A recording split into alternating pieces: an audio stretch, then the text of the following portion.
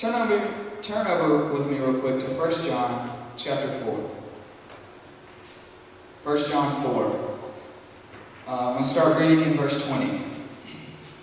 If anyone says, I love God, yet hates his brother, he's a liar. For anyone who does not love his brother, whom he has seen, cannot love God, whom he has not seen. And he has given us this command: whoever loves God must also love his brother. I think that this passage here is pretty self-explanatory, but let's go over it real quick. If anyone says, I love God, but hates his brother, he's a liar. Wow. I mean, that's a pretty bold statement when you think about it. And to me, that's as two-faced as you could get. I mean, you've heard of the people, the Sunday church people only. They come, church, yay, they're all about God. And then, Sunday's over, during the week, they're out cursing people, doing worldly things. That's kind of what Jesus is talking about here. He says, for whomever does not love his brother, whom he can see, cannot love God, whom he has not seen.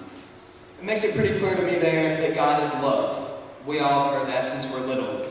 Back in verse 19, we'll look, it says, we love God because he first loved us. God is love.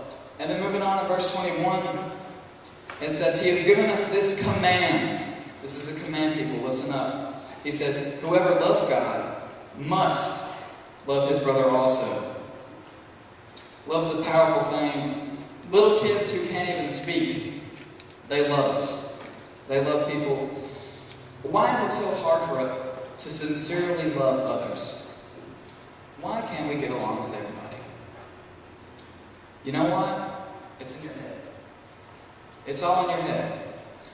Some people might say, I couldn't possibly be friends with them. You've got to be kidding me. They're so annoying. Well, it's an attitude problem. If you have that mindset that you can't love someone, you're exactly right. You won't be able to love them. Let me give you an example. For those of you who play sports or have played sports in the past, you know how much of the game is mental over the physical. I'm a cross-country runner. And I'm going to tell you, cross-country is a big mental thing. We get out there running. I'm running in my race. Big competition. We're out there running. I've got to beat these guys. I'm running in a pack with them. What if I tell myself, man, Andrew, you can't possibly keep up this pace for the next 2 miles. You can't do it. No way. Well, I'm exactly right. I'll fail. I will not beat them. If I tell myself in my head, if I say, hey, stick with it, buddy. You can do this. You'll burn them in the last 50 meters. You can do this. I'll win. It happens. It's all up here. But if you think negatively, like I said, no way I can do this. That's how I think we sometimes are in loving people. How do we fix that? Well, let's take a quick look in 1 Corinthians 13. It'll give us the answer to that question. 1 Corinthians 13, starting in verse 4. And then we'll skip over to verse 13. Love is patient. Love is kind. It does not envy. It does not boast. It is not proud. It is not rude. It is not self-seeking. It is not easily angered. It keeps no record of wrongs. Love does not delight in evil, but rejoices with the truth. It always protects, always trusts, always hopes, and always perseveres. Love never fails. And verse 13, and now these three remain: faith, hope, and love, but the greatest of these is love. I want to go over this real quick with you, starting with the first one there in verse 4. It says, love is patient. What if everyone in this world were patient? Okay, we can fantasize about it because we know it's not going to happen. But wouldn't it be great? It would. No crazy people driving up behind you, riding up your bumper on your way to work. No one running over you at the mall just to get to the next big sale. It would be amazing. The next one, love is kind. Here's some synonyms for the word kind: gracious, benevolent, sympathetic, good-hearted, and gentle. I don't know about you, but if I knew someone that had all those characteristics, I would love to be their friend. I would hang out with them all the time. Moving on, love does not envy. It doesn't boast. It isn't proud. It isn't proud. Let's look at that one real quick.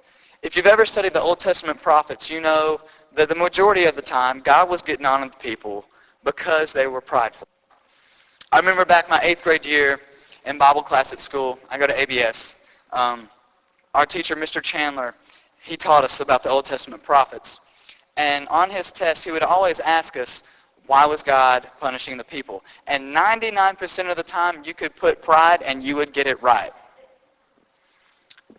Love is not proud, people. In fact, we really have nothing to be proud of, right? When we think about it, none of this is ours. We have nothing to be proud in, except Jesus. Love is not rude. It's not self-seeking or easily angered. It keeps no record of wrongs. We all mess up, right? All have sinned and fallen short of the glory of God. Everybody knows that. Well, why do we keep this little tally in our heads of, oh, well, he did this and she did that? Why would we keep that against our brothers and sisters? Love does not keep a record of wrongs. Love does not delight in evil, but rejoices in the truth. It always protects, always trusts, always hopes, and always perseveres. Oh, man. And this next one, it gives me chills every time I read it. Love never fails. Love never fails. I love that. Best 3 words ever. Love never fails. You know, here, I'll help you explain this a little bit. In verse 13, he tells us, and now these 2 remain, faith, hope, and love, but the greatest of these is love. Oh, what does that mean? All right, right here on earth, we need 3 things. Faith. Faith in God, right? Okay. Faith will produce action. You know, baptism, we'll go out in the world and help people. Faith in God. We need hope. We hope for heaven. Those streets of gold. It's going to be great. And then love, or we wouldn't do the other 2. Okay. So in the end, when we're up in heaven, we will not need faith because we'll be sitting right there by God. It's going to be awesome. And we won't need hope for the same reason. But let me tell you this. Love will still be there. Love will be there forever. When we're in heaven, what are we going to be doing? We're going to be singing, giving praise to God. And you can't sing and praise God without love. It must be sincere. Love lasts forever. If you would like to obtain eternal love, feel free to come down and give your life to Christ. You'll be accepted with open arms and a family that will love and support you. Come as we sing this song.